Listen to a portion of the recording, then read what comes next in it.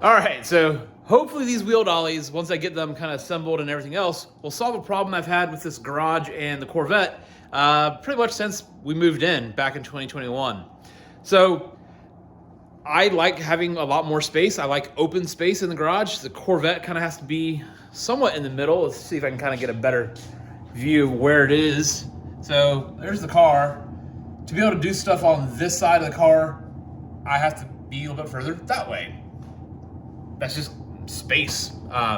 Anyways, I don't really like that. I want to be able to use this open space over here for a lot more things, whether if I'm trying to cut something or make something or whatever else. Yeah, that's not great. And then the other thing that I have is, because the Corvette is a relatively low vehicle, I can't get my QuickJacks underneath the car without having to be a couple inches up on some homemade ramps, which not the end of the world, but I have to do that every time I want the car to be able to be put in the air. And then that pretty much locks me into the same little spot.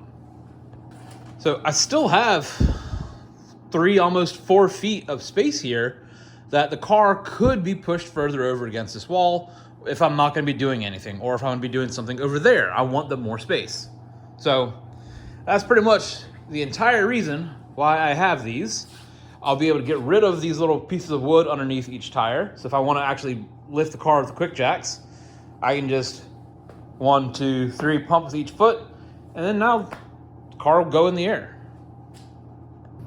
Anyways, so that's enough talking for this part of the intro, but let's go ahead and get over to the workbench and let's get one of these open and installed, or set up really, and we'll go from there to the time lapse.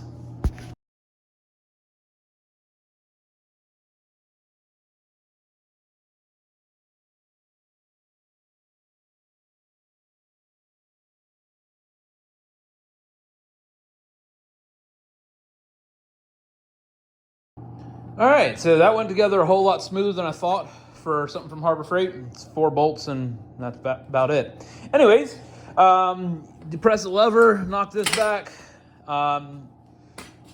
If I had the space with the QuickJacks, I would go ahead and do this part now, but we'll pull it off the car in a second. Anyways, go forward around your wheel. Pretend that that's now on my wheel.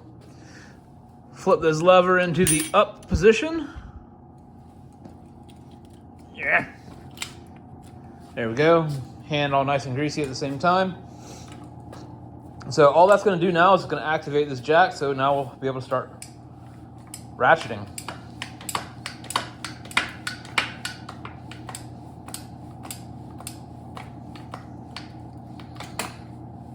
Sweet.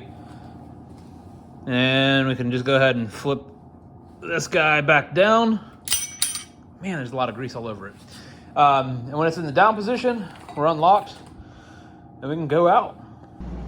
Honestly, the setup goes a lot faster than I thought it would. So I'm gonna go ahead and get the other 3 unboxed, and then get the car probably on the ground and go ahead and make these checks.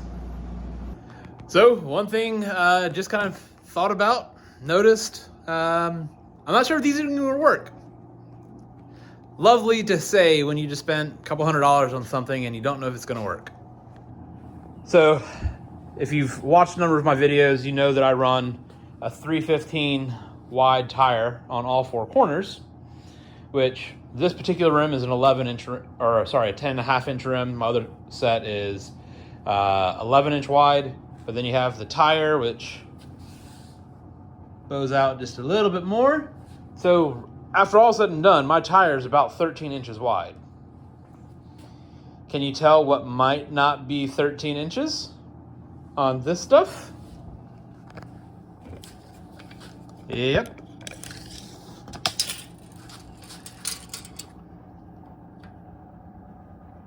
Cool. About 11 inches. So I think it'll still work, but I think the tire is just going to be up here on part of it and down here on the other part. I don't know.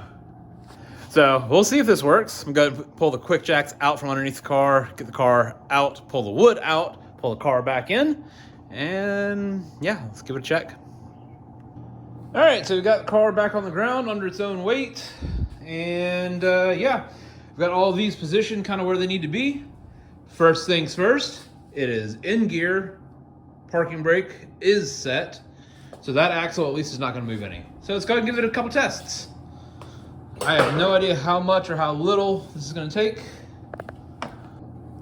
All right, so just going through the operation of this, this little latch, that's what activates the actual jack side of things.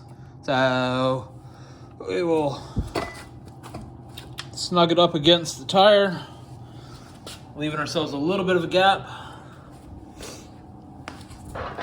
That's in the up position, and it's just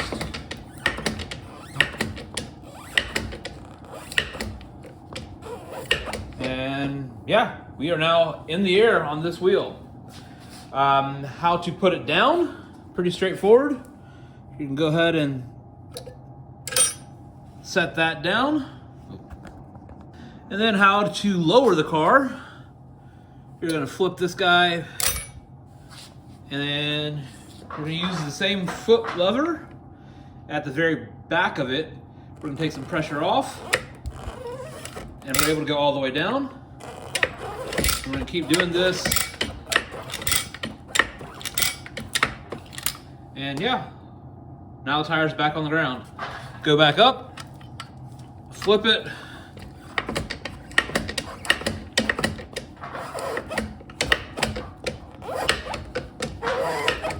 And that's all there is to it. But as it stands right now, I have daylight underneath that tire. And before go ahead and lifting the last wheel up, because my driveway and my garage does slope backwards, we're gonna throw this extra lock right there. Yes, that's a zip tie. Anyone who's been around anything, yeah. As I just got this wheel off the ground, I could see and feel the car slide back towards me just a little bit.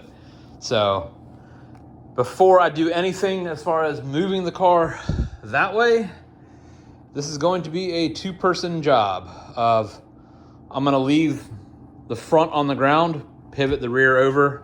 Yeah, I think that would be fine.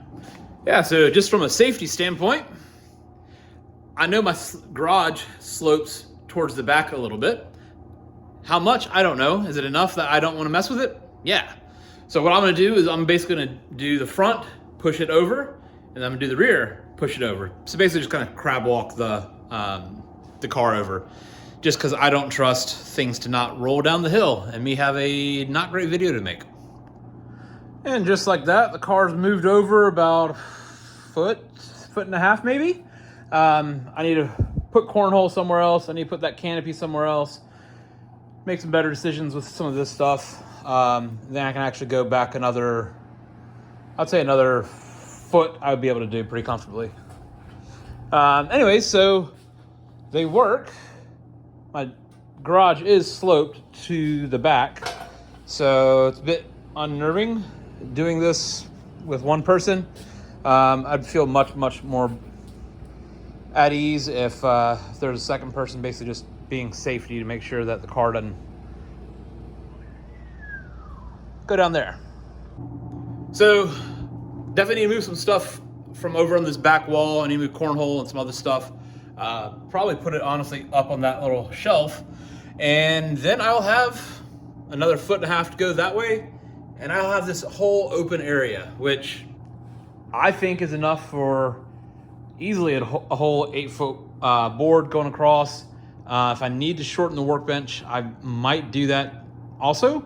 But yeah, I'm really happy with the purchase so far. I wish the reach into the car was a little bit larger, but it still works. Anyways, it's been a pretty base video, but thank you for watching. Thank you for making it all the way through to this part. And yeah, next project will be coming up next week.